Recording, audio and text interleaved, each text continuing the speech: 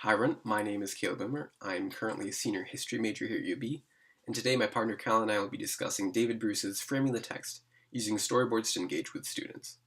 For the first half of the video, we'll mostly be examining the text itself and going over what exactly a storyboard is, and in the second half we'll be showing off some in-class practical application of storyboards. Before we begin, one interesting thing to note is that David Bruce is actually a professor here at UB in our LAI department. So if you have any further questions regarding storyboards or the article in general, you can always feel free to ask him.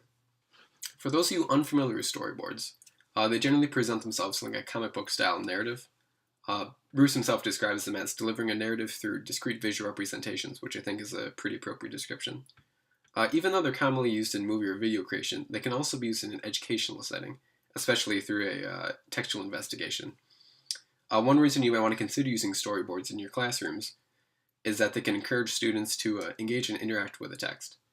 For example, it's probably safe to say that most teachers would consider critical thinking to be an important component of their pupils' learnings. However, due to our increasingly standardized classrooms, it can be hard to promote this kind of learning. Additionally, in this day of age of distractions, it can be hard to keep students focused and on task when presented with like a large text they have to read. To combat these sort of issues, teachers have to think creatively, and applying storyboards to your classroom can be one way that you can do this. Additionally, storyboards act as visual artifacts depicting various students' interpretations of reading. Whether or not a student understood the reading itself can often be made explicit by referring to the results of their storyboard. However, it is important to note that it's not necessarily about the artistic ability of the student, but rather if their images capture the essence of the reading. For example, later on you'll see one of the storyboards produced by a student used clip art instead of actual drawn images, and that it still invoked the same sort of stuff that the other ones did.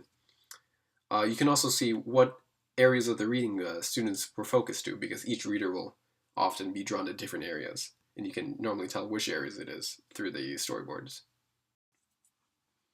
Even though Bruce in his article identifies 3 different activities in which you can utilize storyboards in, we decided to focus more on the first activity, that being poetry. Since poems are already emphasize visualizing images through the medium of writing, it seems that they're more naturally predisposed to being good targets for storyboards, especially those with textual investigation, and that the aim of this storyboard is to provide visual illustrations of the reading. Additionally, there are great tools for sharing and collaborative work, in that students can easily digest and discuss their visual artifacts based on the personal ideas of their poem.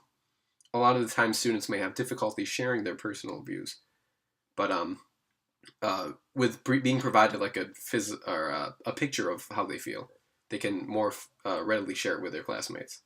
Even with given the same line of poetry, 2 students can come up with vastly different interpretations and thusly different visualizations.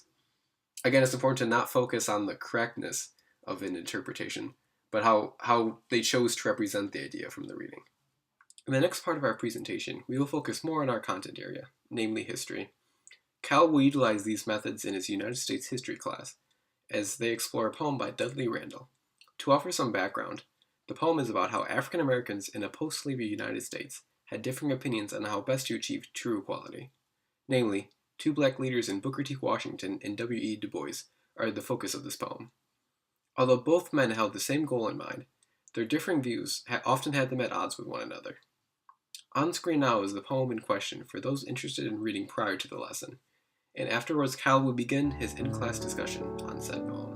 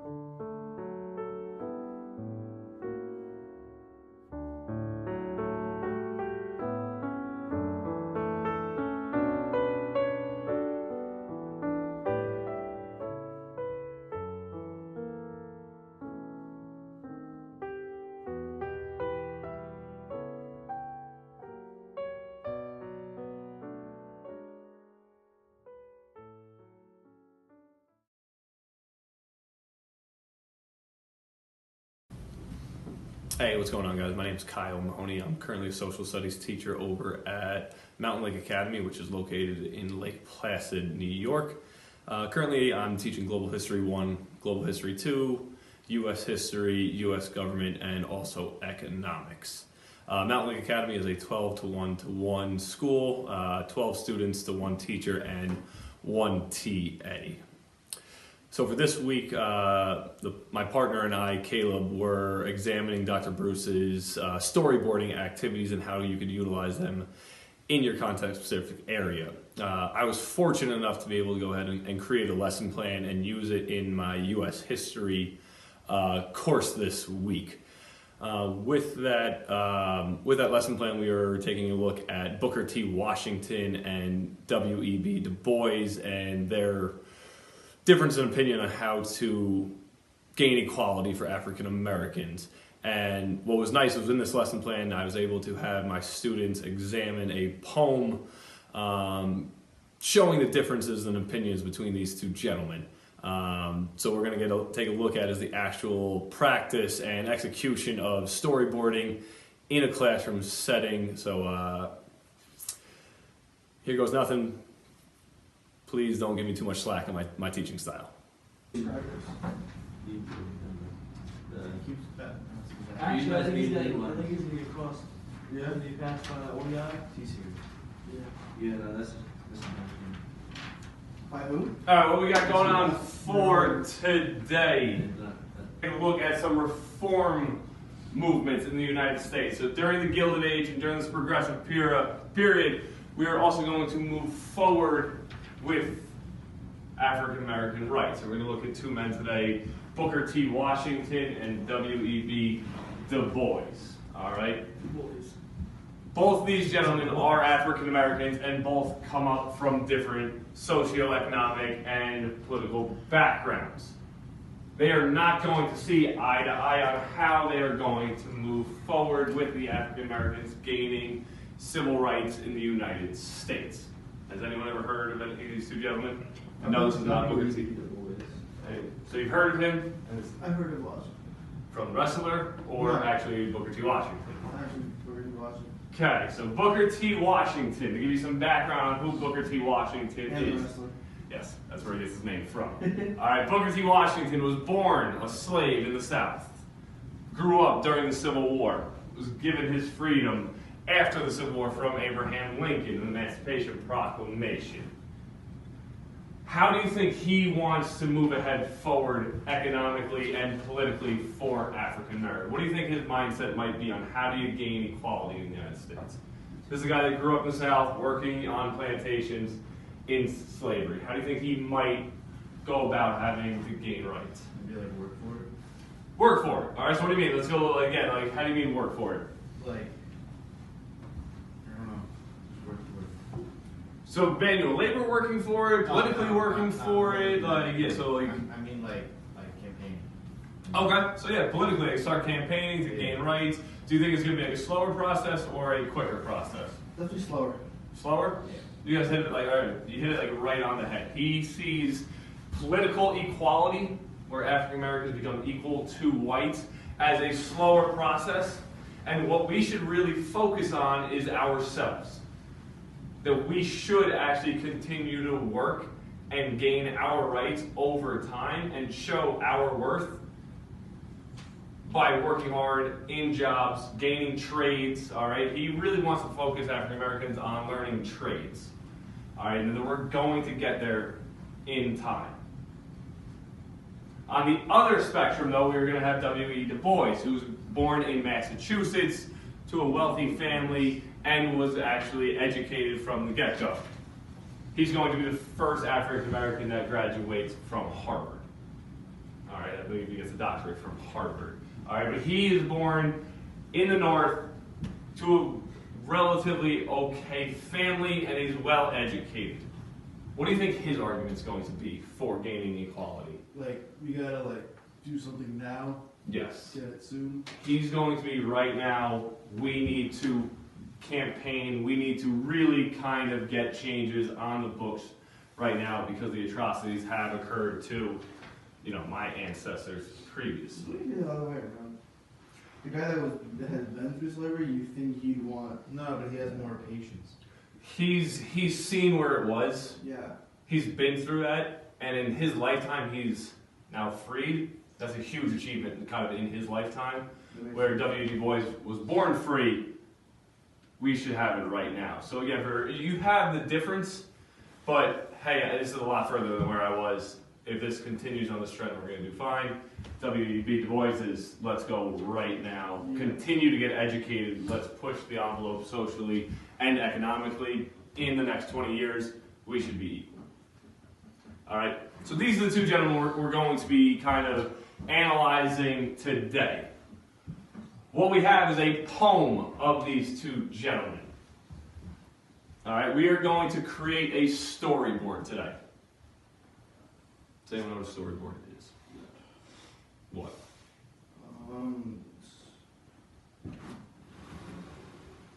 Like you're planning out What are you planning out? So you're right. So what? Anyone know what do you storyboard?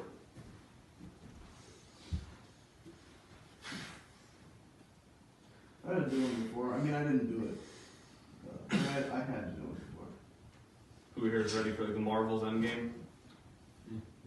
Yeah, right. Like, isn't that going to be the biggest movie coming up in the Oh, decade? Marvel Endgame. Like the Marvel storyboard. Like, So when they make movies, they make commercials, they make music videos. People make storyboards. It's almost like a graphic novel, like a comic book, where there's going to be blank section, blank. There's going to be 6 squares up here. And the storyboard is just going to be a graphic with ideas and words that illustrates what's going to happen in that scene.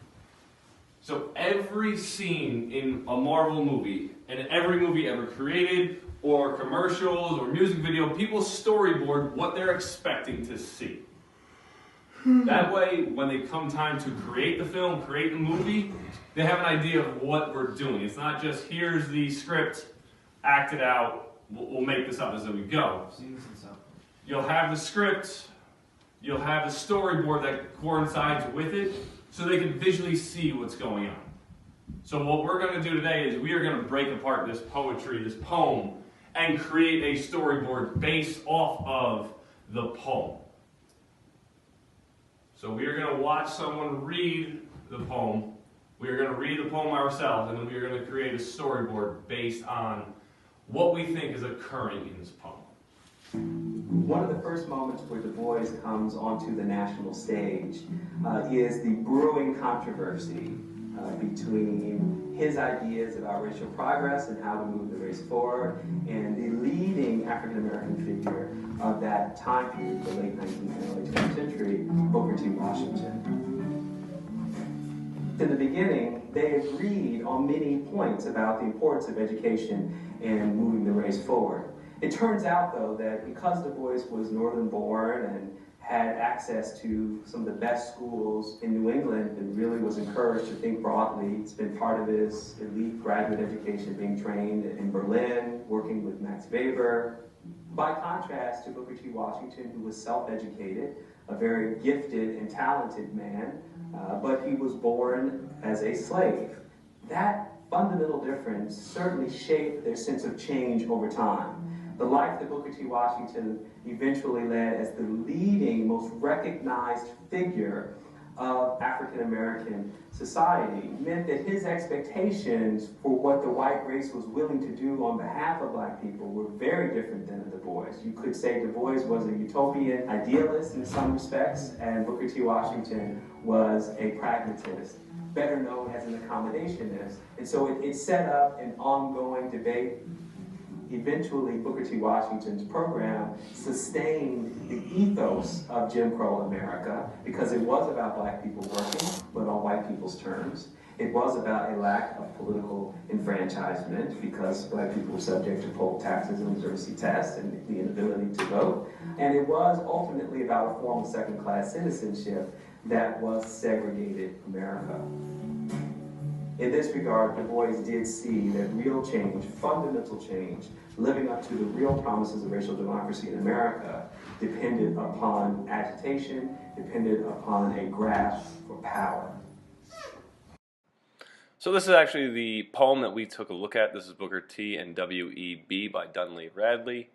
That's the poem we are going to examine and storyboard with our students after we watch this reading. The piece that I'll be reading was written by Dudley Randall. It's called Booker T and W.E.B. It seems to me, said Booker T, it shows a mighty lot of cheek to study chemistry and Greek. When Mr. Charlie needs a hand to hold the cotton on his land, and when Miss Ann looks for a cook, why stick your nose inside that book? Agree. Said W.E.B. Thank you.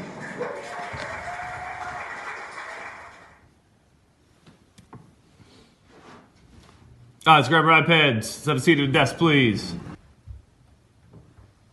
In this section, you could actually see the students are actually currently individually reading the poem as they work on it individually. I'm currently up at the whiteboard going over some storyboard strategies on ways to improve their storyboards and some of the things that we're looking for within their storyboards to connect to the text. Tomorrow, take a look at everybody's storyboard. Here, now that we've gone over the instructions, we've listened to the poem, we've read the poem, now the students are really going to start to dive into their storyboard and creating the content of the poem into the actual scenery for the storyboards. And what I'm going to do is just kind of roam around the classroom, giving a hand for any students that may be struggling, or to dive a little bit deeper into the poem itself to make connections that they may be missing, or to expand on some of their thoughts with the storyboards. What I thought was really fun and engaging was two of the students, again, were working on the same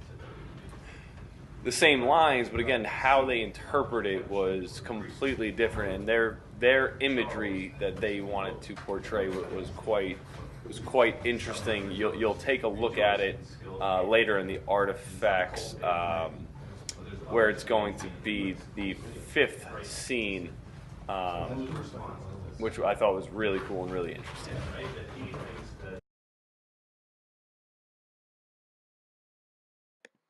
So taking a look, here are 6 of my students' artifacts and some of the storyboards they came up with.